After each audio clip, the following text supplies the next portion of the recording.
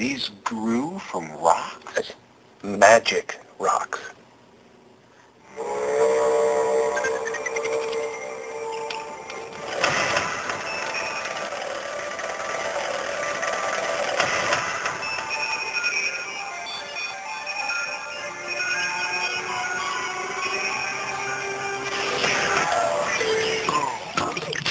Places that we go, no one has gone before, and most of them nobody ever will go again, and the only way to know what's there is to go.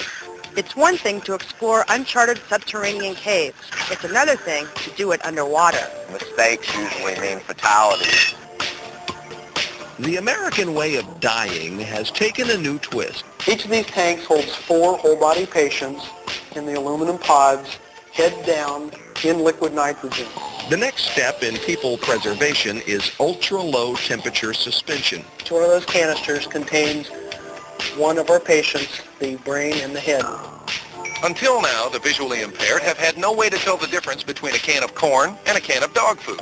A simple idea from 10-year-old Christina Baer's 4th grade science project has developed into the handy scanner. Popcorn.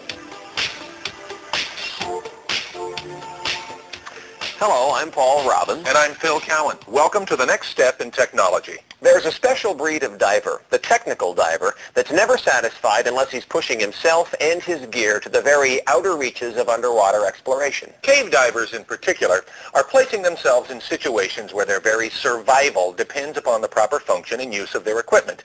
If something goes wrong in an underwater cave, coming to the surface is not an option. Here's Darra Torres in Central Florida.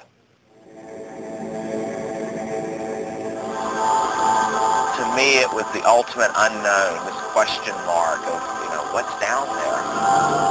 Places that we go, no one has gone before, and most of them nobody ever will go again, and the only way to know what's there is to go. It's one thing to explore uncharted subterranean caves. It's another thing to do it underwater.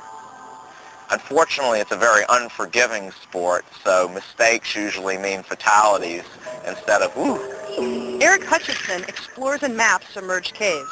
His charts are used by researchers, geologists, and other cave divers. What it is for me is collecting scientific data from somewhere that nobody can go, bringing it back to my studio, and illustrating it in a historical document. Today, Eric's assembled a group of research scientists, biologists, and documentary producers at Florida's Silver Springs theme park. They've come to search the subterranean maze of caves that they believe will lead them to the source of the springs. Using state-of-the-art dive tracking and water quality equipment, the team hopes to learn more about this unique marine environment. Videographer Wes Skiles will capture it all on digital video as the team disappears from the view of the glass-bottom boats and descends into the earth below. Few of the tourists here at Silver Springs would ever suspect that there were divers exploring an uncharted marine environment right here below their very feet. We just keep following these little cracks and fissures where the water's flowing from, and with a simple survey method of compass and tape, we plot our course just like a sailor across the sea. In this environment, there's no room for air. Cavers analyze the geology every foot of the way to guard against collapse.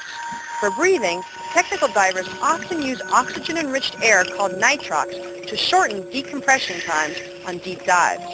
The bridge dive computer correlates the nitrox mixture with factors like depth and bottom time to monitor crucial decompression stages.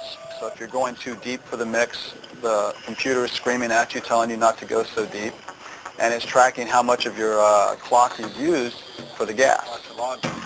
Back on the surface, the dive profile data can be uploaded, stored, and analyzed for reference and for planning future dives. The next step in dive computers takes the information from a wrist-mounted monitor to a heads-up display.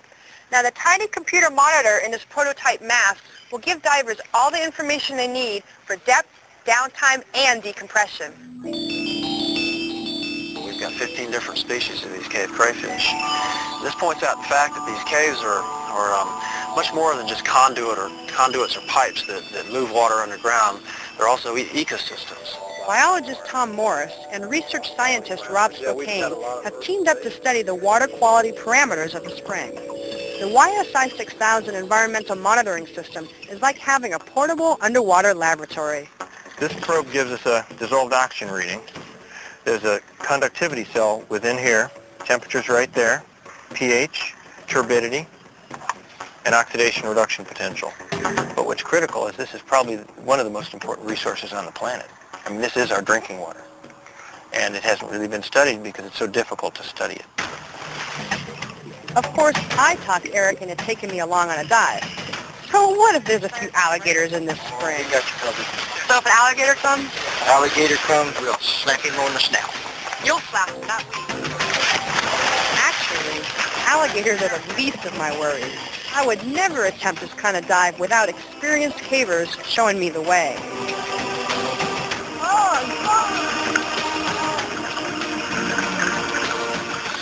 It's like another world down here. The fossils are amazing, but I have to admit, I'm ready to head back up. Woo! That is unbelievable!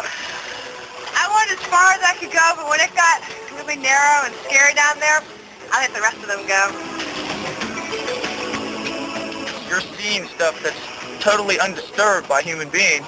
It just does something to you. It makes you want to just keep going further, further, further. Means